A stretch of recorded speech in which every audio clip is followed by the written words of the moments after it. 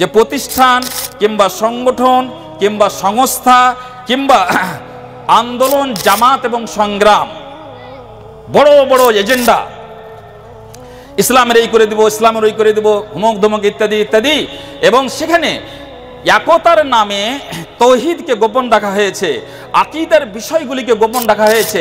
আকীদার কথা শুনতে গেলে এটা বিভ্রান্তি হবে, মানুষের দূরত্ব সৃষ্টি হবে, মতভেদ সৃষ্টি হবে। এই জন্য এই ইস্যুটাকে ঢাঁপাচাপা দিয়ে রাখো এবং ইসলামী ঐক্যের নামে সব কিছুকে ডেকে হেঁকে একটা আমরা প্ল্যাটফর্ম তৈরি করি। এই প্ল্যাটফর্মের মাধ্যমে আমরা দ্বীন প্রতিষ্ঠিত করব, আমরা দ্বীনি আন্দোলন করব, আমরা দ্বীনি সংগ্রাম করব, এবং তার শুরুতে শেষে মধ্যখানে তৌহিদের কোনো চর্চা নাই। তৌহিদ তারা বুঝে না, তৌহিদ বুঝতেও চাই না, বা বুঝলেও সেটাকে সাইডে রেখে দেয়।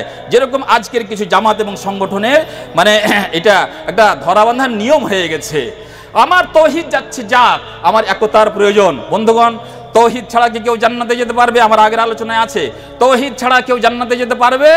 যার তৌহিদ নাই সে শিরকে লিপ্ত হবে, আর যার শিরক করবে সে জাহান্নামে যাবে। আমার জাহান্নামে যাওয়া বেশি ভালো না আমার কাছে আমার একতা বেশি ভালো? নিশ্চয়ই আমরা সকলেই বলবো যে আমার সেই একতার প্রয়োজন নাই, যেই একতা আমাকে জাহান্নাম পর্যন্ত টেনে নিয়ে যাবে, আমার সেরকম একতার প্রয়োজন নাই। আমি একটু পরে আলোচনা করব যে নবী করিম সাল্লাল্লাহু আলাইহি ওয়াসাল্লামের সংগ্রাম এবং আন্দোলনের প্রথম ইট যেটা এবং প্রথম ইস্যু যেটা, প্রথম বিষয় যেটা, শুধু আমাদের নবী নয়, বিশ্বের সমস্ত আম্বিয়া এবং রসুলদের যে মিশন ছিল, যে আন্দোলন ছিল, যে আন্দোলনের মূল বিষয় ছিল, সেটাই হচ্ছে তাওহীদ। ওয়ালাকাদ বাসনা ফি কুল্লি উম্মতি রাসূলান আনি ইবুদুল্লাহ ওয়াজতানিবুত তাগুত। আমি এক এক করে 1,24,000 পয়গম্বরকে একটাই সাবজেক্ট দিয়েছি, সেটা হচ্ছে তাওহীদের প্রচার করো এবং শিরকের বিরুদ্ধে লড়াই করো, মানে কুসংস্কার এবং বিদআতকে সমাজ থেকে উৎখাত করো, এবং যতক্ষণ না এটা হবে অতক্ষণ পর্যন্ত অন্য কোনো কাজ করবে না। বলে মাওলানা সাহেব বাড়াবাড়ি করছেন। যতক্ষণ তৌহিদ বুঝাতে না পারবে অতক্ষণ এক পা আগে বাড়বে না। কত নবী এই তৌহিদ বুঝাতে বুঝাতে সারা জীবন ক্ষয় করে দিয়েছেন, অন্য কিছু বলার সুযোগই পায়নি।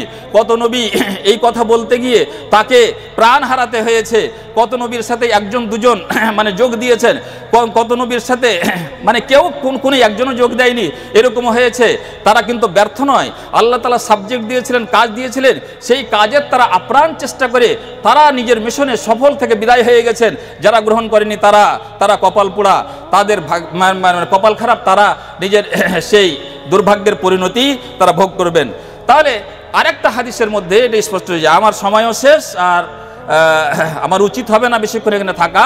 যাই হোক, আল্লাহর নবী, আমি যে কথাটা বললাম যে যতক্ষণ তৌহিদ আমাদের কোনো প্রতিষ্ঠান অতক্ষণ পর্যন্ত ইসলামী নয়, যতক্ষণ পর্যন্ত সেখানে তৌহিদকে প্রাধান্য দেওয়া হচ্ছে না, আমাদের কোনো অর্গানাইজেশন, কোনো সংগঠন, কোনো জামাত অতক্ষণ পর্যন্ত ইসলামী হতে পারে না।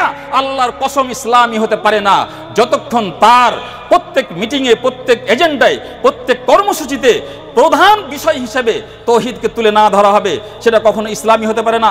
আর কিছু হতে পারে, কল্যাণের বিভিন্ন নামের হতে পারে, মানুষ প্রভাবিত হতে পারে, লক্ষ লক্ষ মানুষ তাতে যোগ দিতে পারুক, কিন্তু তার আল্লাহ রাব্বুল আলামিনের কাছে কোনো মূল্য নেই। সেটা ইসলামী সংগঠনও নয়, সেটা ইসলামী আন্দোলনও নয়, এবং সেটা ইসলামী প্রতিষ্ঠানও নয়। আমি দুঃখের সহিত বলতে চাইছি যে আমাদের কিছু কিছু মাদ্রাসাও আছে যেখানে নামকে ওয়াস্তে কিতাবুত তাওহীদ রাখা হয়েছে, নামকে ওয়াস্তে শারহুল আকিদাতুত তাহাবিয়া রাখা হয়েছে, নামকে ওয়াস্তে শারহুল আকিদাতুল ওয়াসিতিয়া রাখা হয়েছে।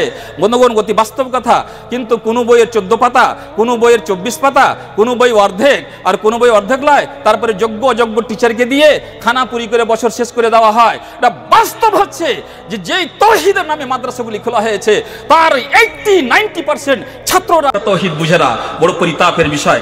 আজকে যদি কেউ এখানে মাদ্রাসার ছাত্র থেকে থাকে, আজকে যদি মাদ্রাসার কোনো শিক্ষক থেকে থাকে, মাদ্রাসার কোনো কমিটির লোক থেকে থাকেন, তাহলে আমি এই সভার মাধ্যমে আপনাকে দাবি করতে চাই, আপনার কাছে আমার দাবি রইল, আপনি মাদ্রাসায় গিয়ে খোঁজ খবর নেন তৌহিদের বিষয়টা কিভাবে আলোচনা ও সমালোচনা হচ্ছে। যাই হোক।